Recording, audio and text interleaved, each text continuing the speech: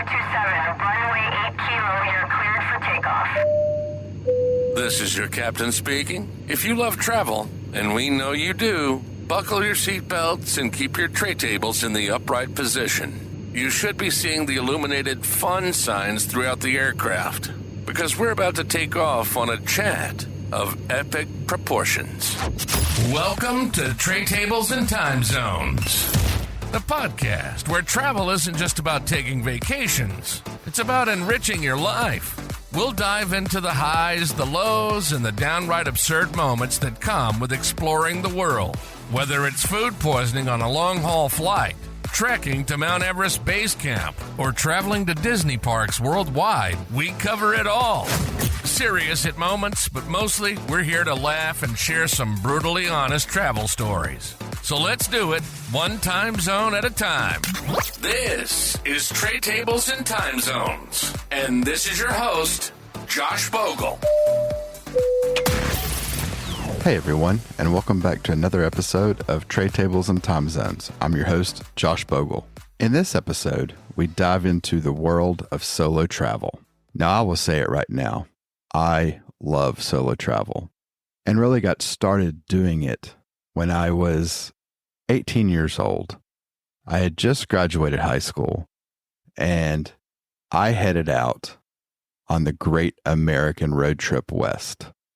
So it was just me, and I jumped in my car and I headed down I-40 through New Mexico and through Arizona and into California, and spent about 2 weeks running around San Diego. And I absolutely loved it. It was a blast. And at that point, I was bitten by the solo travel bug, and I don't know that it's ever let me go. Now, there was a lull in my solo travel life as I went to college and finished school and started a career and got married. And those things obviously took precedent in my life. And so solo travel was kind of put to the back burner for a while. And then here about 7 or 8 years ago, my wife and I started really getting into international travel. And at the same time, it rekindled my kind of drive to want to go and do some solo travel as well. And so that's what I started doing. Luckily, my wife is amazingly understanding and supportive of me going off and traveling some by myself. And so because of her, really, it has enabled me to go out and do some of these trips that frankly are things that she is not even really interested in being a part of, right? Like some of my solo trips are going to Nepal and climbing mountains. Well, she has no interest in that. And other ones are going, to places when it's really cold, and she doesn't want to do that either, right? So while she's incredibly well-traveled and loves to go and experience, the world, there are some things in some places that she's just like, you go do it, enjoy yourself, I'll stay home. And from that, I've been to Nepal and Japan and Myanmar and Singapore and tons of other places on my own. And because of that, have managed to build up a knowledge bank of solo travel. And I wanted to share that knowledge with the podcast. And hopefully the people that hear this podcast can benefit from it, because solo travel is an incredibly fulfilling experience to be able to go and travel on your own and have that confidence and kind of experience the world through your own eyes, right? And not have your view influenced one way or the other, but just taking it in for yourself and being kind of present in that trip is a very cool thing. And so, like I mentioned, I am a huge proponent of solo travel. And I don't think it has to be the only way you travel, right? Because I get tons of enjoyment out of traveling with my wife and my kids, with just my kids, all types of travel. I just love travel, period. So any of it is great for me. But adding in that solo travel element has really been an enjoyable thing for me. But over time, I've really started to get a lot of questions from friends and acquaintances about solo travel, and how to get started in solo travel. How do I prepare myself to do it for the first time? I love getting those questions because, look, I love talking travel no matter what, but to get to try to open up this world of solo travel to somebody new that is interested in it, but has never done it before, it's really, really cool. And so I try to provide, some helpful information that will push them in the right direction of being able to make an informed decision so that that first trip goes really well. Because if the first trip goes really well, then they'll want to keep going.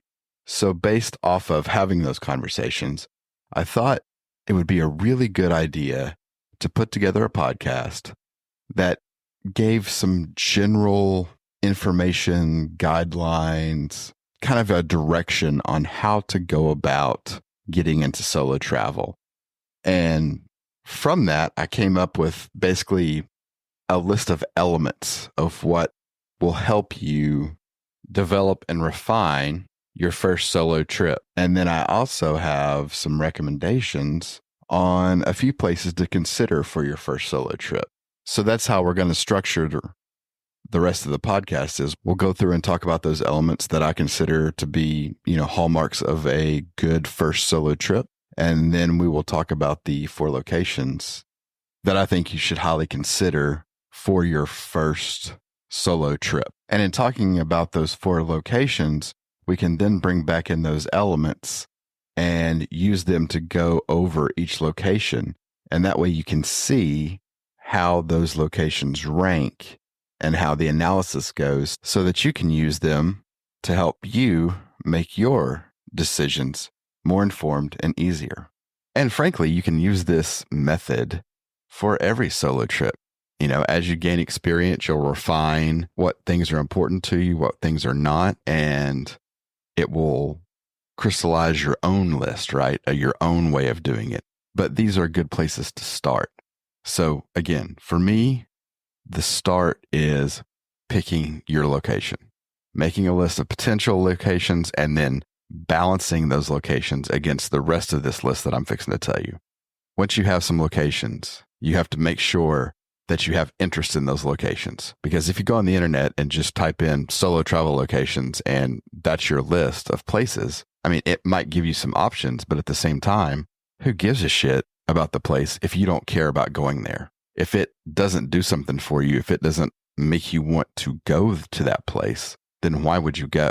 So yes, the place is important, but more importantly than that is the place somewhere that you actually want to travel to and are willing to spend your money to get there and experience it.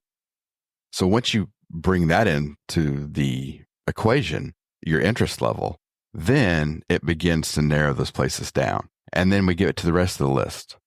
What's the safety of the location? Remember, you're traveling solo. Your fallback and safety network is going to be greatly reduced because you're going to be in this place on your own. While there may be other travelers that you meet, and while you may be able to reach out via phone, text or call friends and family back home, they're not there with you experiencing these things or in the middle of a situation that you might find yourself in. So safety is very, very big on the list. All right. So that'll further narrow down your list of places. The next for me is the ability to get to the location. Is it easy to get there? Right? Especially with your first solo trip. You're going to be navigating new airports, different airlines potentially. You want it to be as easy as possible to get there. If you pick a location that while it seems really cool and maybe even it's somewhat safe, but it requires you to have 4 damn flight changes and tons of layover time, and it takes you 40 something hours to get there, then you're going to be pretty beaten before you even get there. You're going to be aggravated having been stuck on a plane or in an airport for God knows how long, and you're already going to be over it. And the more flights you have and the more layovers you have, there's more potential for something to happen. Luggage gets lost, planes break down, delays because of weather, anything and everything that can happen will happen if you give it enough time. So you want to limit that amount of time that it has to go wrong, right? So is it easy to get to and from this location? Next thing for me is the ability to move within the location. Again, just remember, you're by yourself. So is there easy local transportation, whether it be buses, whether it be a rental car, whether it be the subway, trains, even good rideshare services or taxis, whatever it may be? Can you move around the city or the country or wherever the location is in relative ease? Or is it a massive hassle? Because again, just like flying to the location or flying from the location, you don't want to have to do too much because you're just adding elements where things can go wrong, or you can become frustrated or lost or confused or whatever it may be, right? So make it a place that has really good internal public transportation, because that will make a difference. Next thing for me is food. I'm going to get hungry. I like to eat. I really love trying new food, right? So is it a place that's going to have food that I'm going to enjoy, or that I at least think I'm going to enjoy? And then if I'm not going to enjoy that food, let's say the local cuisine is iffy at best for my palate, right? Is there backups? Is there convenience stores? Is there fast food? Is there somewhere I can go to get something to eat that will be normal to me if all else fails, right? If the local cuisine, you've read a ton about it and it's supposed to be really good or whatever, and you get there and you fucking hate it, you still have to eat. So make sure that you can get a normal meal, whatever that normal is to you, in that location, because that's vital. And then lastly, hotels. Are there hotels? What kind of hotels are they? Are they nice 5-star hotels? Are they rooms? Are they dorm style hostels? I mean, who knows, right? And what you're comfortable with. I mean, you may be comfortable sleeping in a dorm style hostel where I may say, there's no damn way I'm doing that. I'm too old, or I don't like, having people having that much access to me while I sleep, or it's just uncomfortable or whatever. So what's your comfort level, and what do you enjoy when you travel as far as accommodations go? And make sure that those places that you are going to go have those types of accommodations, and that you can make those reservations ahead of time so that you know for sure where you're going to be staying. I think that list captures really the essence of what you're going to be looking for when you're picking a location for solo travel, especially when you're early in the game. It's just those basic things. Are you going to like the place? Can you get there easily? Can you get around easily? Is the food good? Or do I have options for the food? Is the accommodations what I want? And am I going to be safe while I'm doing all this? And that's it, right? It's really that simple. You figure those things out, you got you a place to go. And if your list of destinations doesn't necessarily line up with your criteria that you've set out, well then, maybe the list that you've made is a little bit ambitious for your first time out in the world by yourself when you're an 18-hour flight from home.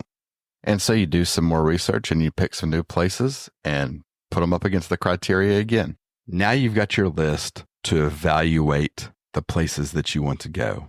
And I'm going to give you a list of 5 or so countries that match what I think is a good place to start solo travel based on the elements we just discussed, right? And we'll talk about each of the countries kind of individually and compare them with those elements so that you can kind of see how I look at it, how you might want to look at it, or, you can find your own way, but it'll give you an idea of how to review a place, right? Okay. So my list of locations that I think you should consider when you first start solo travel are as follows: Japan, Singapore, Thailand, and Iceland. Each of these countries being places that I have traveled to personally and therefore have a firsthand knowledge of the country. Those places are the ones that I would strongly consider as your first foray with being a solo traveler. So, the first place, Japan. Now, if you listen to this podcast, and you really, really should, because it's an amazing podcast. But if you listen to this podcast, you know we just wrapped up a 3-part series on traveling in Japan. And so I touched on a lot of things that are applicable to this solo travel podcast, in that I discuss topics like how you move about the country, the cities, and also, how to get to Japan, how to fly there, and those types of things. So we've covered a lot, but I'm going to briefly hit on them. So I've traveled to Japan multiple times, but I've done it solo twice. And I'm going to say it right out of the gate here. The one negative, even though I put it number 1 on my list, the one negative about Japan is that if you're going to solo travel, you're likely going to go to Tokyo first. And while I think this should be your first stop, because Tokyo, you need the most energy to do, it is also, without question, the most overwhelming place you could go, right? So if you're already stressed as a first-time solo traveler, because you're getting used to the fact that you're moving around the world by yourself and you're having to do everything by yourself, adding the extra stress of being overwhelmed by the immensity and the lights and the people and the buildings and just everything that comes with Tokyo, because everything there is, plus size to the max. It can be overwhelming, and it might overwhelm you when coupled with that stress of that first solo trip. So that's something to consider. If you're easily overwhelmed, if you can be overstimulated very quickly, then Japan may not be the best choice for you for your first trip. But for most people, as long as you can handle it, the stress of being in Japan and of Tokyo in particular will go away that first day or so. You'll start to get used to the rhythm and the flow of the city. And so if you can weather that first day or so, the trip will definitely be worth it, because Japan and Tokyo in and of itself is an amazing place to travel by yourself. And let's go through a couple of those reasons why. If you're interested in Tokyo, if you have that interest level in seeing the old and the new and the incredibly unique and bizarre and everything that Japan and particularly Tokyo has to offer, then you're going to have interest in going. Safety. Japan is an incredibly safe country. Tokyo is an incredibly safe city. I have wandered all over that city at all times of day, all times of night. I've never felt threatened. I've never felt unsafe or uncomfortable. It's just a very, very safe place. People tend to stick to themselves. They don't try to hassle you or hustle you for anything. There's very few touts, people hollering, trying to get you into places. That doesn't really happen. There's a few places it does, but it's very, very rare, right? So you're not going to feel unsafe. Japan and Tokyo are going to pass with flying colors because it's just incredibly safe. Next, the ability to get to and from a location. So how hard is it to travel from your home country, wherever that may be, to Japan? Well, for most of the world, it's not going to be hard. I live in a major city in the United States, and there are multiple flights a day that are either direct or have one stop to get to Tokyo. It's very easy. And for most major airports, that is going to be the case. You are either looking at a direct flight or possibly a one-stop layover. So at the most 2 flights into Tokyo. That's about as good as you could ask for getting to a place and leaving from a place. And because it is such a popular location, the options of airline, of time, and of cost are all possibilities, right? You have the ability to research and compare which ones are going to work for you. And you're not being held hostage by just one airline or one option. You have multitudes of options to go with. So with that, again, Japan and Tokyo make a ton of sense because it's so easy to get in and out of that country from pretty much anywhere in the world with very little trouble. So the next element, moving within the country. Now, again, I mean, I don't know what to say except that, Japan is easily going to meet all of these elements. Japan has some of the best internal public transportation you're ever going to see. It's clean, it's safe, it's incredibly timely, and that it's always on time. And you have tons of options. You can take the train, a cab, you can take a bus, an airplane. They all are very good options. All are reasonably priced. And they've never let me down.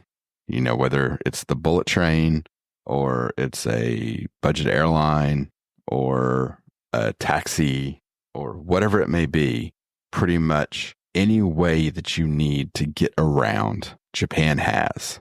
And it's a quality option at every turn, right? So while, yes, like in Tokyo, the train stations are very big and there are tons of trains in and out of them at all times of day, they are easily figured out, right? Especially with today's technology, you can figure it all out. So while they're big and massive and it looks imposing, a little Google Maps and some, figuring out the signs, you're good to go. So it's very easy to get around. Now, one of my favorite things, and that's the food. Well, holy shit. Japan has you covered in spades. I mean, fast food, got it. Convenience store food, fucking amazing. Casual restaurants, again, amazing. High-end sushi restaurants, amazing. Literally every food option in Japan is a good one. And it is incredibly solo-centric. And what I mean by that is that almost every restaurant that I have ever gone into in Japan can be handled easily by a solo traveler. They will have places set up for people that are solo to eat. They will have, like at a sushi bar or at a soba noodle place, they'll have, individual seats. Ramen places, individual seats. Obviously, fast food, it's pretty self-explanatory. And even like family restaurants and such, it's very easy to go in and eat at one of these places as a solo traveler. And there's a ton of other people doing it, including a ton of locals. You will not feel uncomfortable going in and having a meal by yourself. It's just incredibly easy, right? And expected.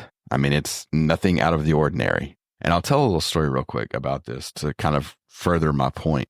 One of my last solo trips before we had lockdown was to Japan and Korea. And that was my first time going to South Korea. I had been to Japan before, obviously, but I hadn't been to Korea, and I was really excited about it. And I loved Korea. It's an amazing place to go and visit. I love Seoul. It's sort of like Tokyo in a way, but very different also. I don't really know how to explain that, but it's an incredible city. A lot of culture, a lot of history, a lot of technology, and tons of food, right? But one thing I found that differentiated the two places is that in Korea, there is a very strong communal culture when it comes to eating. People love to go out and eat in big groups. And a lot of the food that you get in Korean restaurants is set up for multiple people to eat, right? Like they have these big communal tables where you do Korean barbecue or the different kimchi stews and things like that. It'll all be in the middle of a table and the tables are set up for lots of people, right? And a lot of times the food menus are set up that way as well. A lot of things, a lot of food in one order because it's meant to be communal. And so I did find it a little hard to not find places to eat, but to feel comfortable while doing so. Now, I will say at that time, the culture was changing a little bit. And it was actually a discussion that was being had within Korea about people feeling comfortable going and eating solo, and that there was more restaurants that were opening up that could more easily accommodate smaller groups or solo travelers, solo eaters, right? Even if they were local, without feeling the pressure of not wanting to go into a place because it's only for lots of people. So I was really able to see the contrast between Japan and Korea, because I went to Korea first and then I went back to Japan. And it was very evident the differences, right? The communal versus the solo. And so while it may slow you down from maybe looking at Korea as your first choice of solo travel, it should bolster Japan because it is set up so perfectly for a solo traveler that the food will never be a problem. And there's always plenty to find in Tokyo. And then lastly, hotels. Again, I talked about this in my previous podcast series, but I will say it again. The options for hotels in Japan is mind-boggling. There are tons. You can stay wherever you want to. Again, as a solo traveler, I made the same recommendation on my series. Stay in a hotel that's close to the Yamanote line, the Green Line in Tokyo, because that will just make it even easier for you to get around. But the hotels will not be a problem for you to find in Tokyo. There are tons of different options, everything from capsule hotels to business hotels to 5-star luxury hotels. Anything and everything you could want, they will have. And so you can find accommodations that will suit your needs while you're there very, very easily. And so if you take all of those things into consideration, it pretty much makes the case for having Japan as a top solo traveler destination, especially for your first time. Location number 2, still in Asia, and that is Singapore. Again, it has to be a place you're interested in, right? Singapore is a incredibly modern, innovative city-state at the base of Malaysia. It's its own country, its own city, and it is incredibly diverse and focused on the cultures that call it home. So it's very, very unique. You have a lot of Chinese culture, a lot of Indian culture, a lot of Malay culture that all kind of come together in this melting pot in Singapore. There's elements of each of those groups there, right? You can see the influences of all of those groups in Singapore. It's very, very cool. And at the same time, Singapore is very modern and innovative. The sights to see, the Marina Bay Sands, the gardens by the bay. There's tons of places to see and things to do in Singapore that are worthwhile and should pique your interest. And I think it would be one of those places that you would really love as a solo traveler, especially for your first experience. Now, when it comes to safety, you're probably not going to find a safer place. Singapore and Iceland are always number 1 and number 2 in safety, right? I mean, I'm just going to tell you right now, I've never felt safer than in Singapore. It is unbelievable how safe that city and country is. It's just amazing. I don't even know how to explain how safe it is, right? It's just amazing. They do an incredible job of policing and maintaining a certain standard.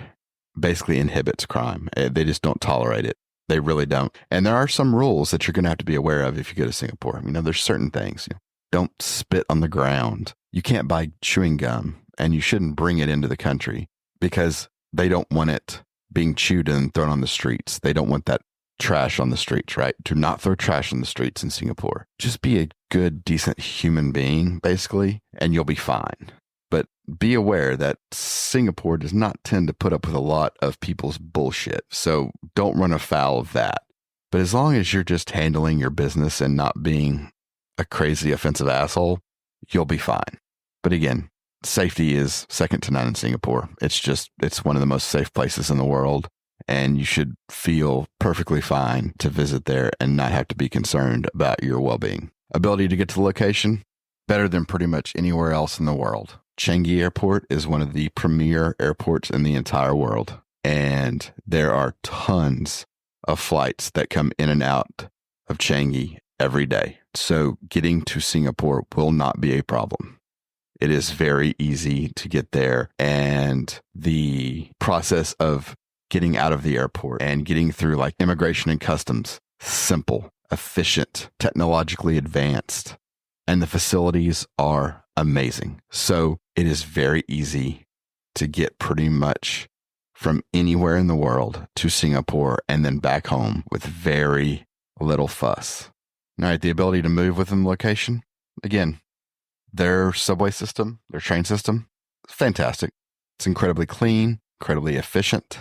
Just remember, don't bring food or drinks on it. Don't bring durian.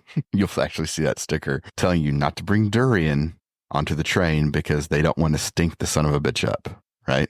Because durian, I don't care what anybody says, it stinks to high hell. You may like the taste, and that's fine. I've tried it. I'm not a convert. It's not great, but I can deal with it. But the smell is fucking horrible. So in Singapore, don't bring that shit onto a train because you'll get your ass in trouble. So just be aware of the durian thing. But you can get pretty much anywhere in the city very easily, either on the train, bus, taxi, or ride share. I've never had a problem getting around the city at all. It's also very walkable, but be aware that Singapore is damn near on the equator and it gets fucking hot. Like it gets incredibly hot in Singapore. So be aware of that if you go during the summertime. But I will say, and this includes the United States, I've never been to a country that has better air conditioning than Singapore. Like they don't play with their air conditioning because it is hot there. So just be aware of that. Food. If you like street food, Singapore has street food that is as good or better than anywhere else in the entire world. Singapore did something incredibly brilliant a long time ago. They took all the food stalls, the food hawkers, off the street, and they built these hawker centers where it's basically these big food halls, right? And each stall typically specializes in one or two dishes. The scope of what you would have to eat just in the food centers, the hawker centers in Singapore, is mind-boggling. And it is world-class food. And it is incredibly fun to go in there and watch these people who are masters of these dishes, making them. And then you get your food and you sit down at these tables and you eat and you kind of people watch. It's an amazing thing, right? Amazing. The food is spectacular. Like I've had some of the best meals of my life in these hawker centers. So they have that, but they also have everything else, right? Huge buffets, Western food, fast food, convenience store food, any kind of food you want. So it's very easy to find something that you will enjoy in Singapore. And lastly, hotels. For the most part, Singapore is very much a big hotel city. There's a lot of big hotels and a lot of the big name brand hotels that you'll know. But there are also smaller boutique hotels that are very, very nice, that are right in the heart of the action and that are very budget friendly, right? So you don't have to go stay at a 5-star Mandarin Oriental hotel in Singapore to be in a good hotel in a good location. You can very easily find smaller boutique hotels that are going to offer you a lot for the price and be in very good locations. So while it's not as broad-based as like Tokyo for hotel options, there's still plenty of very good options in Singapore that will fit pretty much any budget. So number 3, Thailand. My God, I love Thailand. Thailand holds an incredibly special place in my heart. I love the food. I love the culture. I love the people. I love the temples. It's a spectacular place. I mean, Chiang Mai in Thailand is pretty much my go-to place in Southeast Asia when I want to end a trip, right? And just have a couple of days of relaxation. I love going to Chiang Mai and just hanging out and eating some really good food and drinking some really good fruit juice and having some mango sticky rice and wandering the markets, just enjoying myself. Again, going back into the elements, Thailand, if you're into Buddhism, if you're into kind of the holistic retreats, if you're into food, especially Thai food, obviously, temples, if you're into those things, Thailand is really a cool experience. A lot of eco experiences as well, playing with elephants and going out into nature and going on hikes. There's those things that are very available in Thailand. So if you enjoy those types of things, you will enjoy Thailand. And also, though, you can get the very metropolitan and go, like to Bangkok, and it has anything and everything you could ever want there, right? So Thailand is an incredibly good option. It's a very popular location for tourists, right? So Bangkok is very easy to get to. Again, it's another one of those very large, very accessible airports in Asia. There's just a ton of these airports that are all extremely good, have a ton of flight options, and are kind of kickoff points, right? So if you're coming into Thailand and you're going to the southern islands, let's say, you land in Bangkok and then you transfer over to one of the smaller regional airlines and fly out to the islands. If you're going up north, like to Chiang Mai, same thing, right? Now, be aware there are two airports in Bangkok. One is the major international airport, and the other one is more for the budget airlines. So it could be a situation where you would fly into Bangkok International and then need to switch to the other airport. It's not that hard to do, right? There's several options to get over there to the other airport. So it's not too much of a hassle if you had to do that. If you can, try to fly into one and fly out of the same one. Unless you're going to be in Bangkok for a couple of days, it doesn't really apply to you. But if you're flying into the city and then transferring to another place in Bangkok and you're doing it via a different airline than what you flew in on, then keep that in mind. But again, very easy to get to. The ability to move within the location is pretty good in Thailand. It's not as good as Japan or Singapore, but it's still very good. And one of the things you'll do is if you're traveling to more than one location in Thailand, which a lot of people do, right? Like you might go down to the islands for a couple of days and then maybe you want to go up into the mountains to Chiang Mai, or you're in Bangkok and then you want to go to Chiang Mai or something like that. The budget airlines in Asia, so when I say that, I'm thinking of like Air Asia or Jetstar or Bangkok Airways, those types, Vietjet. There's a ton of options for budget airlines in Asia that can get you pretty much anywhere very efficiently and very cheaply. So if you're bouncing between cities, it's a great option because the cost is so small, right? As long as you're not carrying 85 bags with you, it can be a very cheap way to travel around Thailand. Now, for me, my favorite town and place to visit in Thailand is Chiang Mai. So that's where I would recommend you go first as a solo traveler, because it's got a couple things going for it in that it's a smaller city. It's got a ton of history. It's in the north, so it's not quite as hot. Great food, a large expat community. So there's going to be a lot of people that speak English or German or French or several other languages that are going to be either there long-term on a trip or living in Chiang Mai, right? It's very easy to kind of find a like group of people if that's something that you want to do. But the locals there are very used to foreigners. It's not a hassle to interact with the locals. They're very friendly, very sweet, welcoming, warm culture. So I would definitely recommend Chiang Mai as maybe the stop that you'd want to try first in Thailand.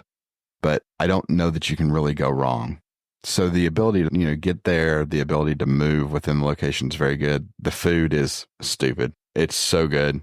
I mean, Thai food, especially if you like noodles, a lot of vegetables, and then very rich with spices and different flavors, not just spicy as in pepper spicy, which there's plenty of that. And, be careful there because the food in Thailand, just normal, is very hot. So if you have a low spice tolerance, you're going to need to, make sure that you let people know that because you are not Mark Wiens and because it will light you up. I mean, it is hot, but it's also extremely tasty. So definitely get into the local food. But even with that, there is, especially like in the north, right? Pork is a very big player. So and chicken as well. So you can get some of the best fried chicken I've ever had was in Chiang Mai.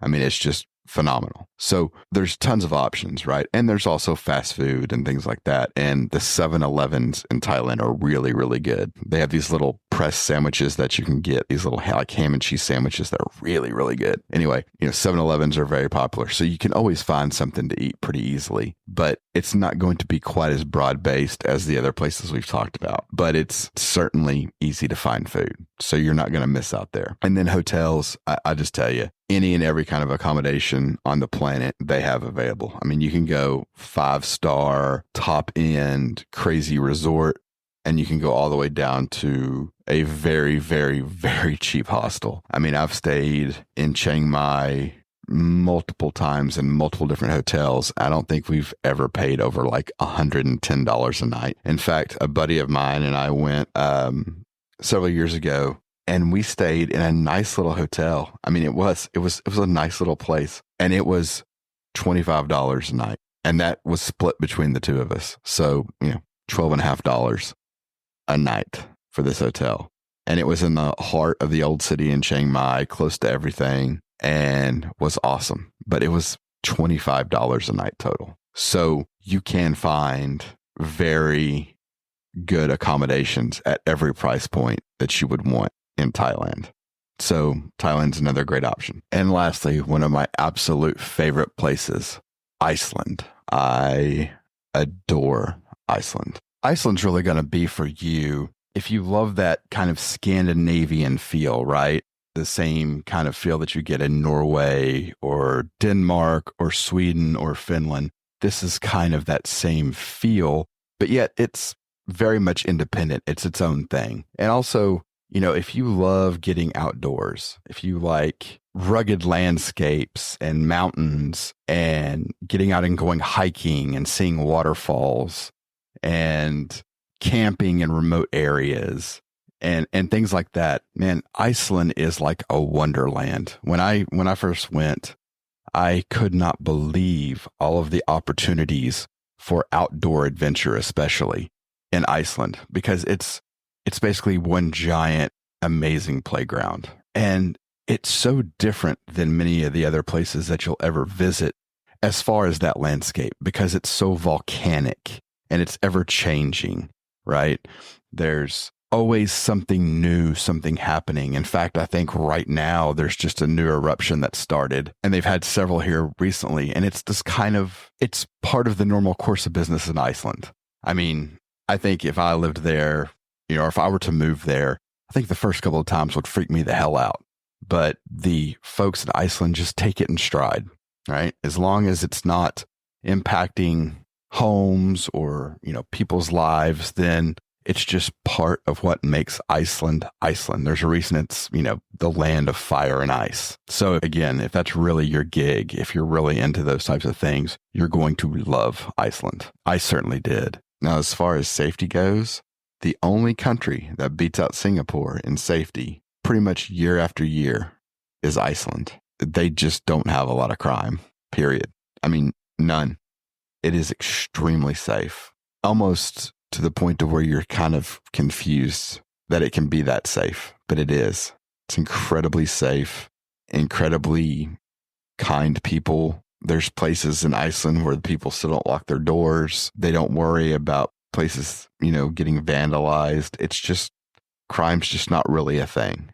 So you can easily go to Iceland and feel very safe because it is safe. Now, as far as getting to Iceland, it is becoming easier and easier every day. Keflavik Airport, which is the major international airport in Iceland and is essentially Reykjavik's airport, right? The main international airport for Reykjavik is about a 40-minute drive outside of the city. So you're going to have to plan to get into the city from the airport. But we can discuss that in just a few minutes. As far as the airport itself and flights into the airport, the availability of flights seems to be constantly growing at some level, especially as demand continues to increase. So I know that there are several daily flights from both Europe and the United States into Iceland. So if you're traveling from the United States, it's pretty easy to find a flight, and there's several operators that fly into pretty consistent basis. I know United does, I believe American does, and Iceland Air both have pretty extensive networks in the US into Iceland. And then, of course, Europe, it's a very, very short flight from mainland Europe. And if you're feeling really wild, there's even a ferry that leaves from Denmark, stops in the Faroe Islands, and goes on to Iceland. So what I'm getting at here is that you have options, right? And Iceland is not as isolated as it may seem, being an island sitting out in the North Atlantic. You can get there pretty easily and without too much fuss. Now, for the airport itself, I actually really like Keflavik Airport. You might think I wouldn't because it's such a smaller airport, but that's exactly why I like it. It fits Iceland. It doesn't need to be giant, right? Like, it doesn't need to be Singapore Changi or Hong Kong or any of those airports.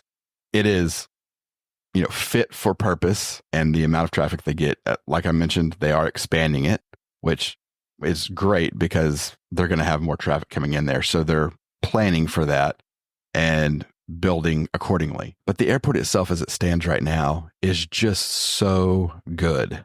Because it's small, it's clean, it's very easy to navigate, getting through customs and immigration, very, very easy. They have plenty of options to grab a snack before and after your flights. All those things, they have everything you need. And I mentioned this previously in my podcast about Iceland exclusively, but I'll say it again here. If you like pizza, and you're a child of the 80s and 90s and of mall culture, then you know about Sbarro Pizza.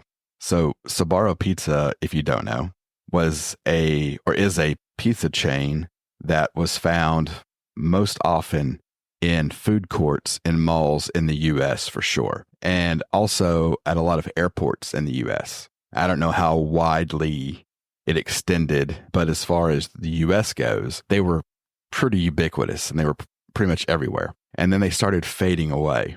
Well, since I grew up in the 90s, the mall was part of our fun time, our ways of going out. We spent a lot of time in malls as kids, and Sbarro was always there. Well, I fell in love with the pizza, and I love it to this day. It's just impossible to find now.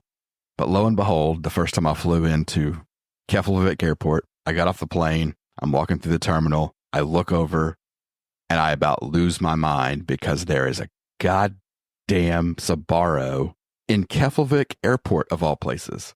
And I was so stoked. Now, it was 7:30, 8 o'clock in the morning, so I didn't get any then. But I made a plan to get some pizza when I was flying back out. And I most certainly did. And it was amazing. So excited to see that. So, go to Iceland. You got to stop at the airport and get you a nice slice of pizza. Because if nothing else, it'll be nostalgic, especially for the kids that grew up in the US.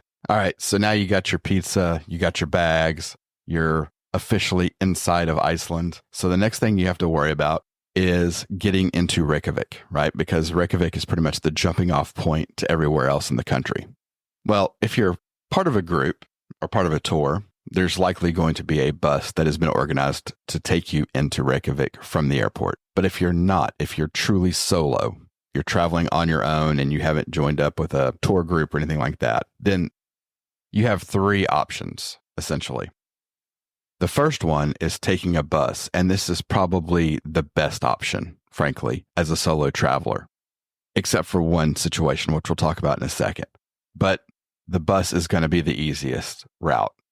There are several different companies that do it. You can book those in advance, or you can wait until you're at the airport and pay as you kind of on demand. But the buses are always at the airport, and they run into Reykjavik on a pretty regular basis. But of course, be aware that by taking a bus, you may have to walk a little ways or take a transit bus once you get into Reykjavik to get to your hotel. So that's something to certainly keep in mind, because if you've got a lot of bags, then you're going to be dragging them around a little bit. But the bus is still probably the best option that you can do. The second option would be to take a cab. Now, one thing to keep in mind is that Uber and Lyft do not exist in Iceland. So there's not really any options as far as, quote, budget ride shares. It's going to be a cab, and you're going to pay Iceland prices. And Iceland is typically pretty expensive for those types of services, and cabs are going to be no different. It's going to be pretty pricey to get from the airport to Reykjavik. Now, the last option is a really good one, but only if you make plans to do this anyway, and that is to take a rental car. So Iceland is an incredibly drivable country with good roads that are well maintained, and there's not a ton of different routes for things, right? Being an island and the center of the country being in the highlands and somewhat inaccessible throughout much of the year, the road options are really limited, and therefore there's not a lot of opportunity for you to get lost or have to try to figure out really confusing maps. So if you're planning on visiting a lot of the country or a good chunk of the country, then a rental car might be a really good option, not only to get into the city, but to use to get around the country. So that's certainly some things to keep in the back of your mind, is that, because Iceland is pretty remote, and getting to a lot of the places that you're going to want to see, a lot of those, really pretty waterfalls or the Black Sand Beach or things like that, are going to require you to drive on the road, whether that's as a passenger on a bus or in your own rental car. You're going to have to do some level of driving or riding on the road to get to all of the good stuff, right? Because flying inside of Iceland, flying domestically, is pretty limited. I mean, there's a couple of places that you can fly to in the East Fjords, and then you can fly up to Akureyri, but that's pretty much it for commercial flight service. So you're going to be on the road. And so if you feel comfortable with it, renting a car might be a really solid option. And the availability of the different kinds of vehicle to rent in Iceland is crazy. I mean, one of the things that I really wanted to do as a solo traveler is I would love to road trip in Iceland and rent a small RV or a 4x4 with a rooftop tent or another type of, sleep setup. And I think that would be an amazing trip, just to take out across the road. And then there's tons of campgrounds all over Iceland. And so that's a really cool way to see the country. It would be to go and see the sights and then pull into a campground at night and sleep and then get up the next morning and do it all over again. So keep that in mind. If you really want to do a lot of exploring in Iceland, you're going to need ways to get to those places. And more than likely, that's either going to be by bus or by rental car. Ah, yes. Now back to one of my absolute favorite parts of analysis, the food. Okay. Food in Iceland is interesting because it's pretty pricey. Again, that makes sense if you think about Iceland being an island and it's mostly volcanic. So it's hard to grow a lot of stuff locally, right? So Iceland has to ship in or import a lot of foods. So that's added cost of the shipping of those products into Iceland. So therefore, that cost is transferred over to the consumer. And the other thing that kind of limits you on food in Iceland is that while the land mass of the country is pretty big, I mean, it's a pretty big country, there's not a ton of population. So the towns, once you get out of Reykjavik, are fewer and farther between. And then even with those, there's fewer restaurant options in those towns because there's just not enough people to really warrant a lot of options. Although Iceland does do a great job in trying to combat the issues with restaurant availability by most of its hotels having restaurants in the hotels. I know that's more of a European style of hotel. In America nowadays, most hotels don't have restaurants. They may have like a continental breakfast or something, but they don't necessarily have a hotel restaurant. But in Iceland, I think every hotel I stayed at had not only a hotel bar, but a hotel restaurant.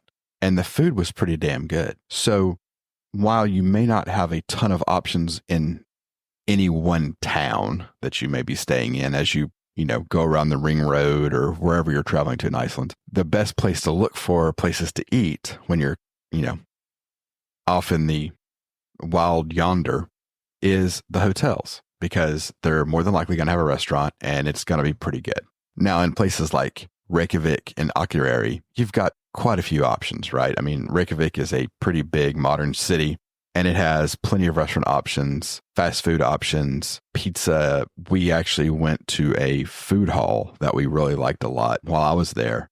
And, they had a ton of different food, from traditional Icelandic food of, more on the fish side and the seafood side to pizza, wood-fired pizza and other Italian food and sandwiches and gelato and several different options. I think there was even a taco place in there. But there were several options. So in Reykjavik, you're going to have plenty of options. And Akureyri in the north is basically the same way. You're going to have plenty of options and you can find a meal pretty much anywhere.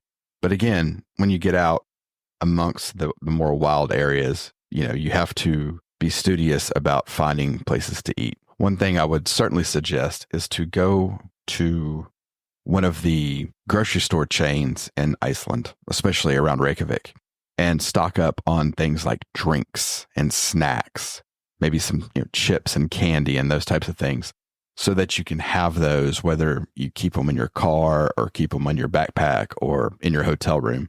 And that just makes it easier to have those things accessible for you. And you're going to get, a better price at the discount grocery stores than you are in a gas station in Vik or somewhere else along the road in Iceland, right? So if you're just strategic about it and you plan a little bit, you can work out the food issue very easily. Like I said, if you're going to be in Reykjavik most of the time, you don't have to worry about it. You'll find plenty. But if you're going to be out in the countryside, there are going to be, some planning that needs to go into making sure that you have options when you're hungry. But as far as Icelandic food goes in and of itself, right? So what is traditional dishes in Iceland? It is pretty damn spectacular. A couple of things to mention here that if you go, you got to try. One is the seafood stew. It's kind of a tomato-based stew that's got a lot of seafood in it because, of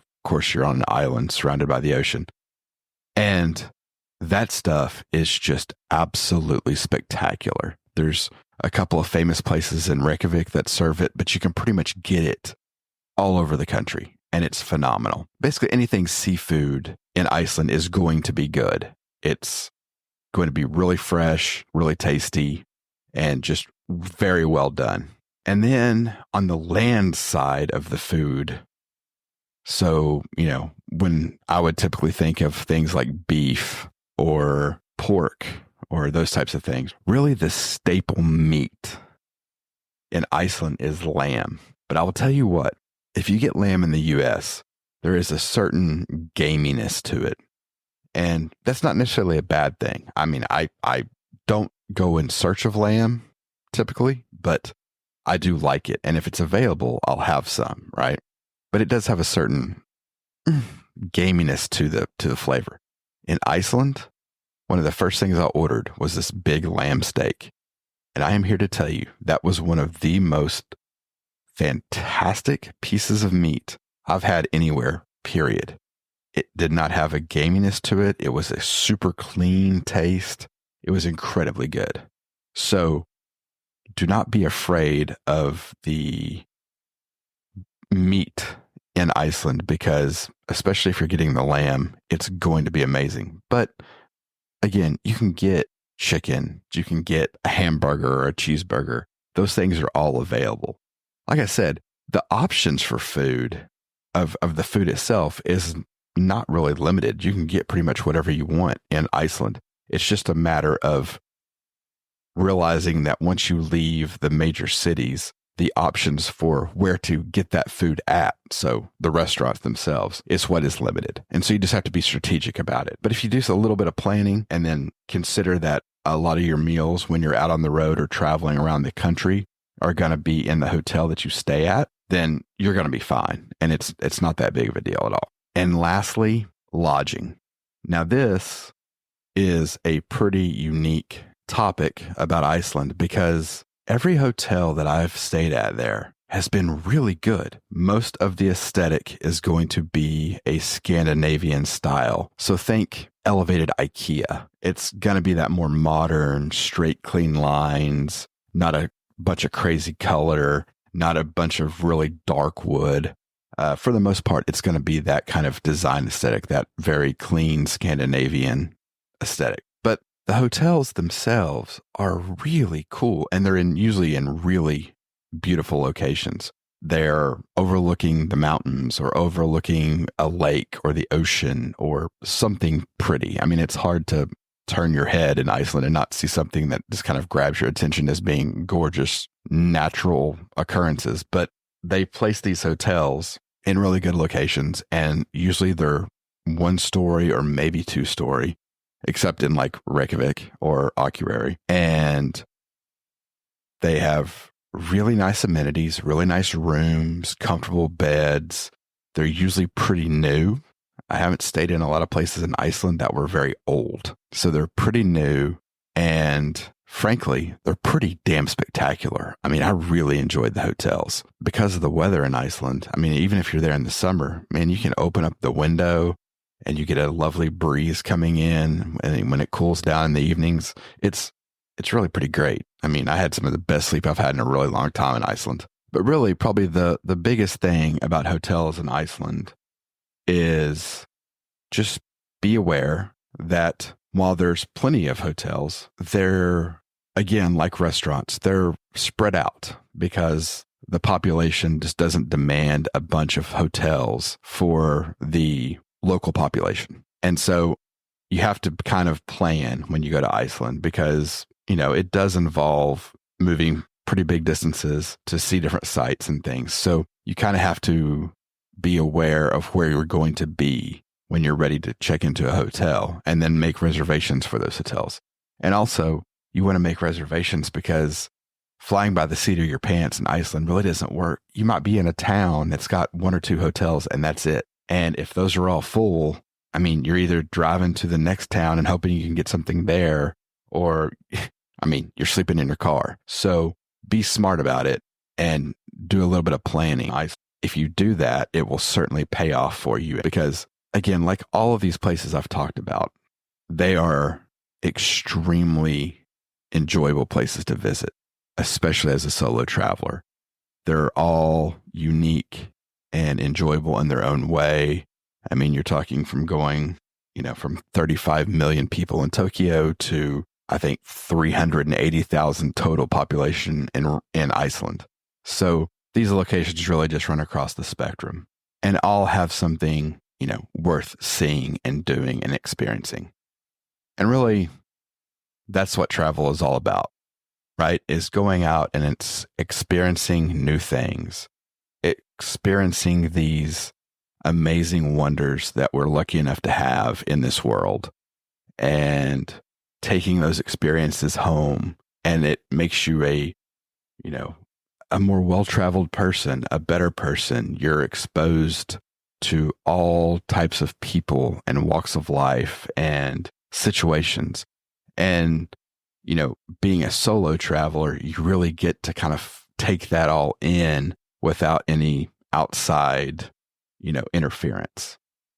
Like I said, I love to travel with my wife and with my kids and with our friends. I mean, we do travel that way a lot, but there is something to be said for the quiet enjoyment of solo travel and being totally reliant on yourself and finding your own way and working through problems as they arise.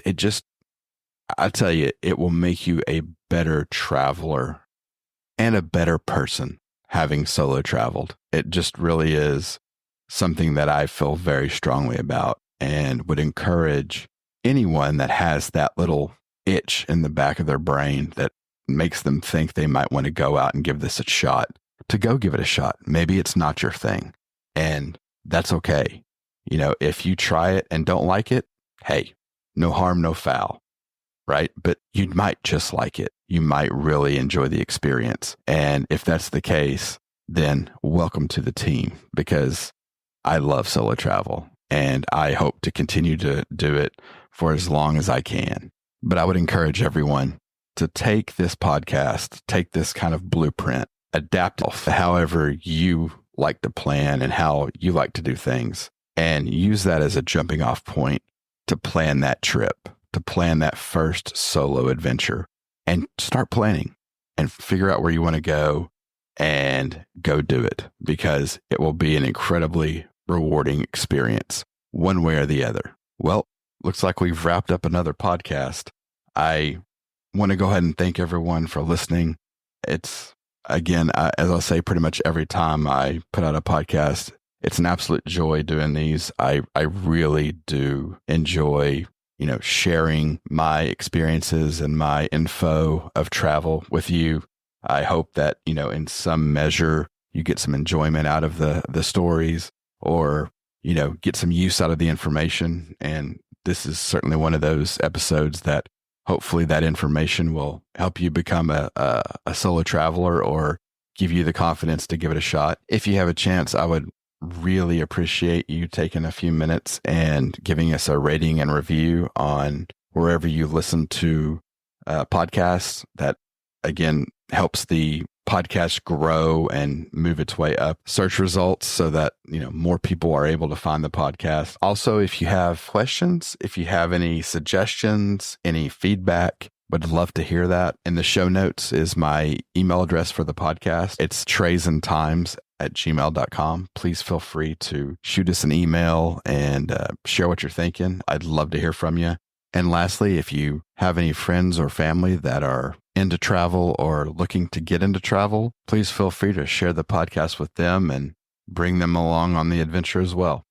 So again, thanks to everyone for listening, and we'll see you on the next one. Thanks. Bye. This has been Tray Tables and Time Zones. Worldwide travel is one of the funnest things you can do in life. And it's our passion to talk about the good, the bad, the funny, and the ugly. Nothing is off limits. We hope you've enjoyed the show. If you did, make sure to like, rate, and review. We'll be back soon. But in the meantime, find us on Instagram at Trade Tables and Time Zones. And for questions or comments, send your email to traysandtimes@gmail.com. Take care and see you next time on Trade Tables and Time Zones.